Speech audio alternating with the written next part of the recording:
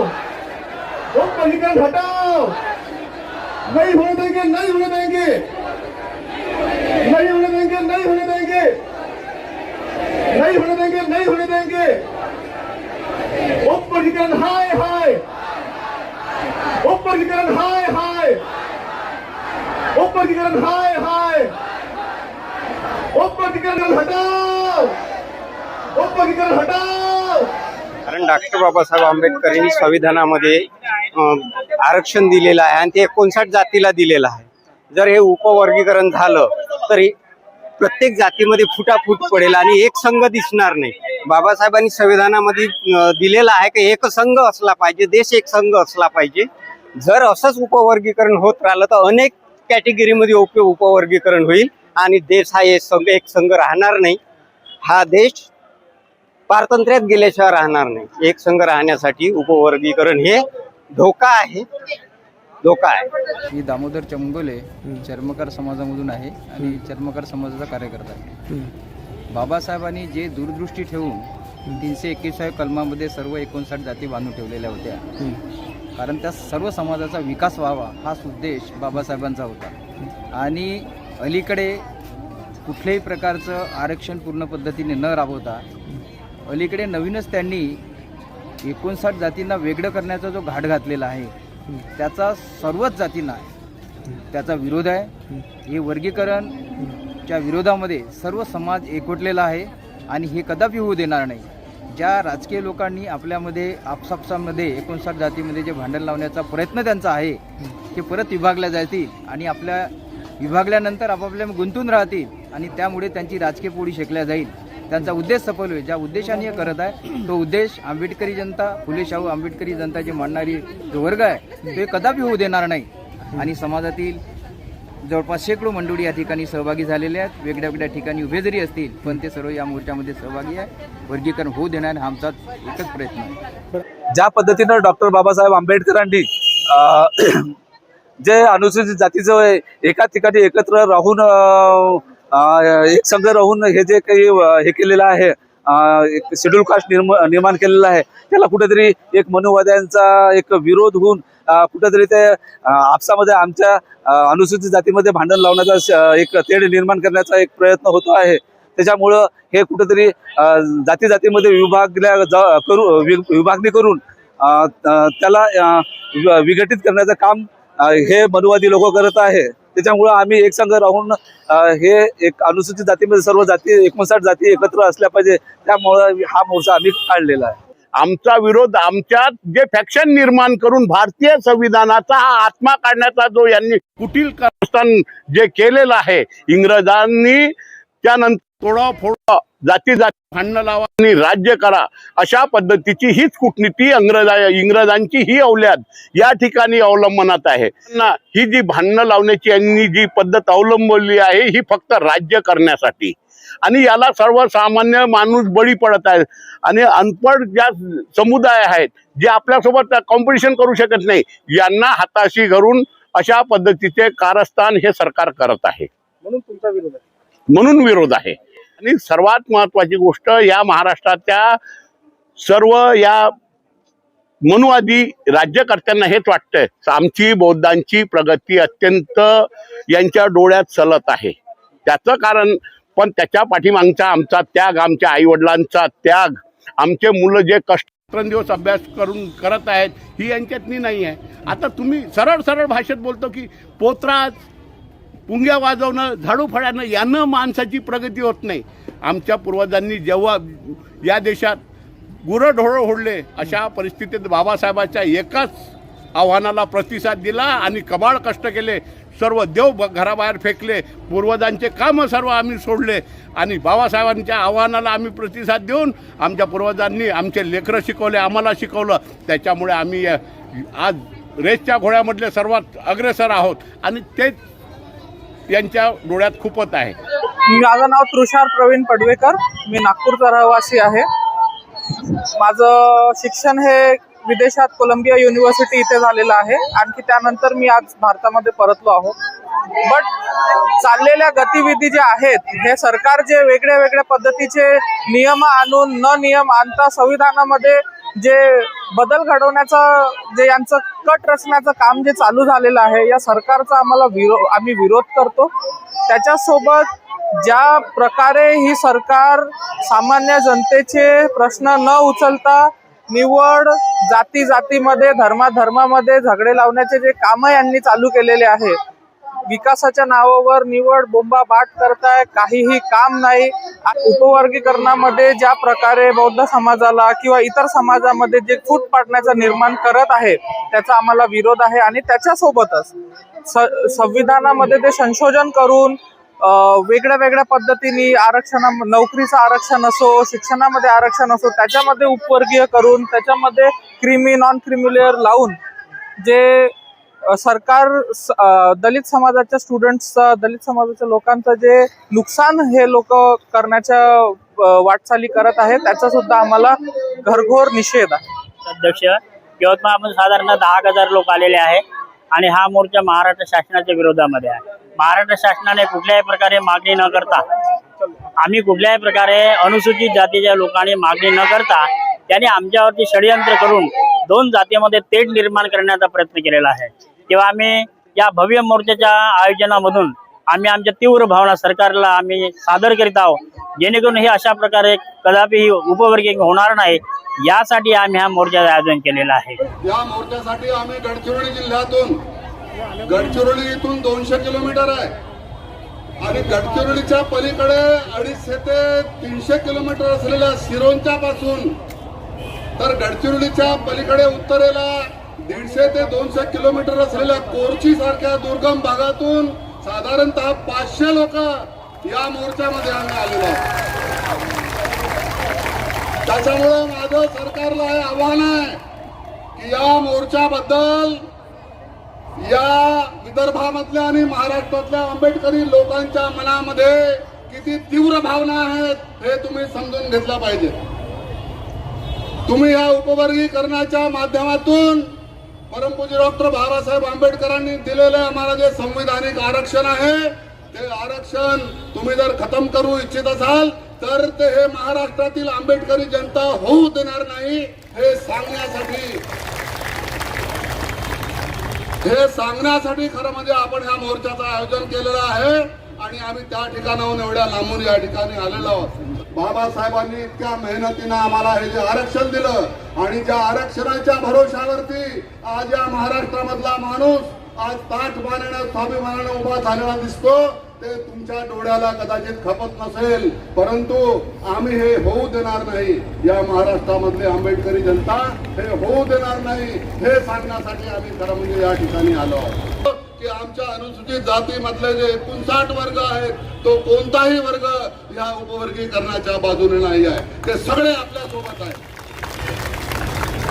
आम्ही मातंग असेल, चर्मकार असेल, वाल्मिकी असेल, ढोर असेल, चांभार असेल, आम्ही सगळे भाऊ आहोत हे तुम्हाला आम्ही या ठिकाणी सांगू इच्छितो. ते आमचे वैरी नाहीत, आम्ही त्यांचे वैरी नाही आहेत, पण हे वैर महाराष्ट्राचं सरकार, फडणवीसांचं सरकार हे या ठिकाणी निर्माण करू इच्छित आहे ते आम्ही होऊ देणार नाही. आणि ही मूठ जी आहे अनुसूचित जातीची हे आम्ही एकत्र ठेवू आणि या उपवर्गीकरणाचा जो काय तुमचा मनसुबा आहे तो हाणून पाडू हे सांगण्यासाठी या मोर्चामध्ये आम्ही आलेलो आहोत. हा देश जेव्हा स्वतंत्र झाला त्यावेळी या देशाला स्वतंत्र मिळवण्यासाठी ज्या लोकांनी आपल्या रक्ताचं पाणी केलं त्या सर्वांपुढे एक खूप मोठा प्रश्न होता की इतक्या मोठ्या जाती, धर्म, पंथ आणि वेगवेगळ्या भाषांमध्ये विभागलेल्या या देशाला एक संघ कसं करायचं. परंतु डॉक्टर बाबासाहेब आंबेडकरांनी एक असं संविधान निर्माण केलं की ज्यामुळे या देशाची एकात्मता, एक अखंडता आजही टिकून आहे. परंतु या मनुवादी विचारांच्या प्रस्थापित सरकारला या देशाची एकात्मता, अखंडता, एकता ही मंजूर नाही. त्यांनी यापूर्वी हिंदू मुस्लिमांमध्ये झगडे लावले, त्यांनी आरक्षणाच्या निमित्ताने मराठा आणि ओबीसीमध्ये झगडे लावले आणि आज ते अनुसूचित जातीतील आरक्षणातील उपवर्गीकरणाच्या निमित्ताने 59 जातींमध्ये पुन्हा एकदा भांडणं लावण्याचा प्रयत्न करत आहे. आपलं राजकीय प्रतिनिधित्व जर समजा संसदेतलं संपलं तर आपल्या समस्या तिथे मांडणार कोण. अशा वेळी बाबासाहेबांच्या संविधानाला धक्का पोहोचू नये यासाठी म्हणून आपण हा मोर्चा काढतोय. एका काही समाजाला, मोजक्या एसी मधल्या समाजाला, मुठभर लोकांना हाताशी धरून पूर्ण समाज कसा चळवायचा हे धोरण या सरकारचं आहे. तेव्हा संविधानाचं जे आरक्षण आहे ते आरक्षण वाचवण्याचं काम आपल्या समाजाचं आहे आणि आपण ते नेटाने वाचवलंच पाहिजे. याकरिता 200 नाही, पुढे मुंबईला सुद्धा जाण्याचं काम पडलं तरी आम्ही घाटांजीतून 10 ते 15 गाड्या घेऊन जायला तयार आहोत. कारण बाबासाहेबांनी दिलेले हक्क, ते हक्क आपण जर लढलो नाही तर भविष्यामध्ये खरोखरच येणारा जो काळ आहे तो अतिशय अंधकारमय आहे. तर त्याची जबाबदारी आपल्यावर आहे. उपवर्गीकरण केवळ जातीत भांडण लावणारी गोष्ट नाही. उपवर्गीकरण हे भारतीय संविधानाच्या ढाच्याला नकार देणारी गोष्ट आहे आणि म्हणून आम्ही त्या उपवर्गीकरणाचा निषेध करतो. उपवर्गीकरणानं भारतीय संविधानाचा अनुच्छेद 14, अनुच्छेद 15, अनुच्छेद 16, 341 आणि 342 बाधित होत आहे आणि म्हणून आम्ही सर्वजण या उपवर्गीकरणाच्या विरोधामध्ये आज एल्गार मोर्चा आयोजित केलेला होता. हा उपवर्गीकरण आहे शासनाने आपल्यावर लादलेला. हा उपवर्गीकरण अत्यंत घातक आहे. बऱ्याच जातींना असं वाटतंय की याच्यामध्ये आम्हाला फायदा होईल. फायदा कोणालाही होणार नाही. उलट ज्या जाती आज अशिक्षित आहेत, ज्या जाती आज लायपल झाले नाही, ज्या जाती कुठल्या पदासाठी योग्य नाही, त्या जातीचं जे मिळणारं या वर्गीकरणामुळे जे आरक्षण आहे त्या आरक्षण दोघातील उद्या 10 जर प्रोफेसरच्या जागा असेल आणि त्या प्रोफेसर जागेसाठी तुम्ही जर पात्र नसाल तर निश्चितच तुमची ती आहे ते सरेंडर होईल पद आणि ती शासनाला जाईल. पुढच्या वर्षी ती ओपन मध्ये जाईल. हा विचार आपण केला पाहिजे. हा विचार सुपूत नागरिक करू शकतात. म्हणून 59 जातींमधील जे सुपूत नागरिक आहेत, जे वाचक आहेत, जे विचारवंत आहेत, त्या सगळ्यांचा या आंदोलनाला पाठिंबा आहे. कोणाचा विरोध नाही. विरोध कोणाचा आहे? जे अशिक्षित आहेत, जे काही विचारसरणीच्या लोकांना बळी पडतात ते फक्त असतात, नाहीतर बाकीचे सगळे एकत्र आहेत. हे बदल समिती आहे. बदल समितीचं आव्हान मात्र प्रसिद्ध करत नाही आणि म्हणतात ऑब्जेक्शन मागवा आणि म्हणतात तुमच्या हरकती द्या आणि म्हणतात तुमच्या भूमिका मांडा आणि म्हणतात तुमचे आक्षेप नोंदवा. अरे प्रश्नपत्रिकाच नाही, तुम्ही उत्तर लिहा म्हणता. कोणत्या आधार लिहायचं? तुम्ही आव्हान दाखवा. पहिले आव्हान आम्हाला समोर करा आणि मग आम्ही सांगतो की त्याचे आक्षेप कसे नोंदवायचे म्हणून. मला एका पत्रकारांनी प्रश्न विचारला, तुमच्या मागण्या काय आहेत? कोणाच्या विरुद्ध तुमचा मोर्चा आहे? म्हटलं आम्ही 59 भाऊ एकत्रित आहोत. ज्या चोरांनी आमच्यात भांडणं लावले त्याला शोधण्यासाठी आम्ही आलो. मानणाऱ्या बुद्धांना आता घाबरायला लागलेत म्हणून त्यांनी आम्हाला हौंजडीत घेतलं. आता आम्ही पण त्यांना लाथाळायला लागलो म्हणून त्यांनी आमच्या दुसऱ्या भावाला हौंजडीत घेतलं. काही दिवसानं तोही आमच्या सोबतच असणार आहे. आजही आहे. झालं कसं? 59 पक्षांचा थवा बसला होता. त्याच्यावर मनुवादी शिकारीनं जाळं फेकलं. त्याच्यातले 58 उडून गेले आणि एकच त्या जाळ्यात फसला. त्याच्या मनात लालच आली आणि तो फसला. पण त्यांनी जसं शिकाऱ्यांनी मागं वळून पाहिलं की या 58 भावांचा एक भाऊ अडकला, या भावनेने ते पक्षी त्याच्यावर डिवचत होते, त्याला रक्तबंबाळ केलं. म्हणून त्या भावाला विनंती आहे, मित्रा तू जरी अडकला तरी आम्ही तुला सोडू, कारण आम्ही बाबाचे लेकरं आहोत, बाबासाहेबांचे आम्ही लेकरं आहोत. हा जो मोर्चा आहे याचं वैशिष्ट्य आहे. या मोर्चाचं वैशिष्ट्य काय आहे? याला कुठलंही राजकीय नेतृत्व नाही आणि सगळ्यात महत्वाचं म्हणजे 85 वर्षाच्या म्हाताऱ्यापासून तर 5 वर्षाच्या बछड्यापर्यंत त्याच्यात सहभागी झालेले आहे. आणि त्यामुळे मी या ठिकाणी ज्या लोकांच्या विरुद्ध बोलणार, मी कोणाच्या विरुद्ध बोलतोय? जे संविधानाला मानत नाही, जे बाबासाहेबांना मानत नाही. बाबासाहेबांच्या प्रतिमेला हार घालून तुम्ही मनुवादी विचारानं वागत असाल तर तुम्हाला लाथाळल्याशिवाय राहणार नाही. ही गोष्ट लक्षात केलं तर एक लक्षात येतं, Babasaheb transform caste into class. बाबासाहेबांनी जातींचे समूह केले, त्याला SC ST आणि OBC असे नाव दिले. म्हणजे साधारणतः 6743 चे 3 गठ्ठे बांधले. उपवर्गीकरण म्हणजे हे गठ्ठे पुन्हा विस्कळीत करणे आहे. आपल्याला माहीत आहे ऐतिहासिक की एक काठी आरामात तोडता येते. आता हे 4 तुकडे केल्या जातील अबकड 59 जातीचे. अशा 1700 जाती आहेत शेड्यूल कास्टच्या पूर्ण भारतामध्ये आणि 1000 जाती आहेत शेड्यूल ट्राईबच्या आणि 3775 जाती आहेत ओबीसीच्या. या एसटी आणि ओबीसीने लक्षात घ्यावं, हा खडा पहिल्यांदा ओबीसीसाठी टाकून टेस्ट केला जात आहे.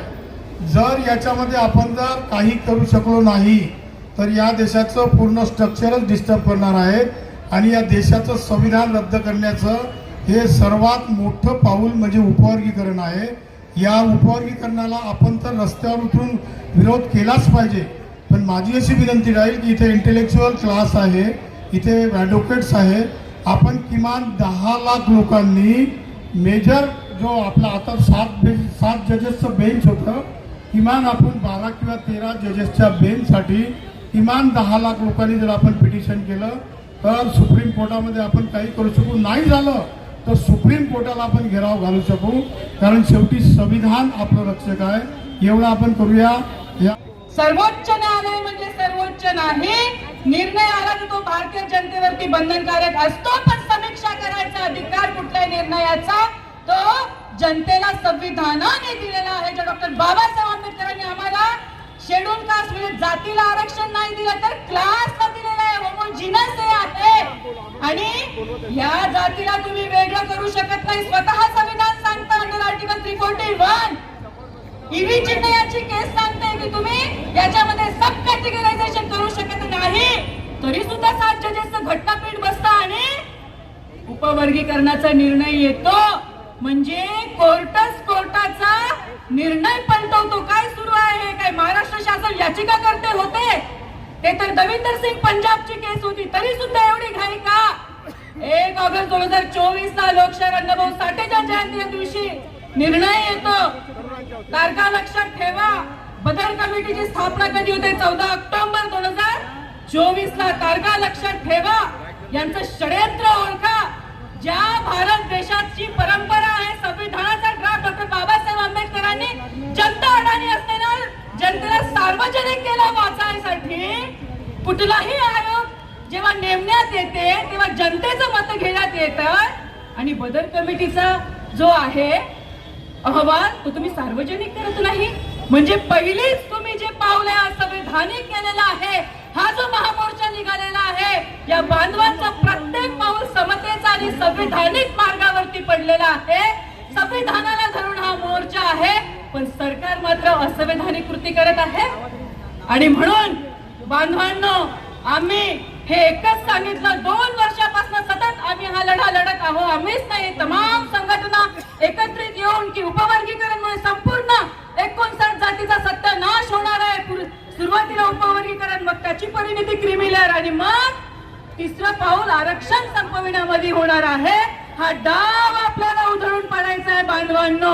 अनेक लढे आपण लढले आणि जिंकले देखील. संघर्ष आपल्याला वाटायला आलेला आहे. सुमार विरोध पत्करून डॉक्टर बाबासाहेब आंबेडकरांनी स्वतःच्या परिवाराकडे लक्ष न देता 4 मुलं गमावली आणि आपल्याला सामाजिक न्याय मिळवून दिला.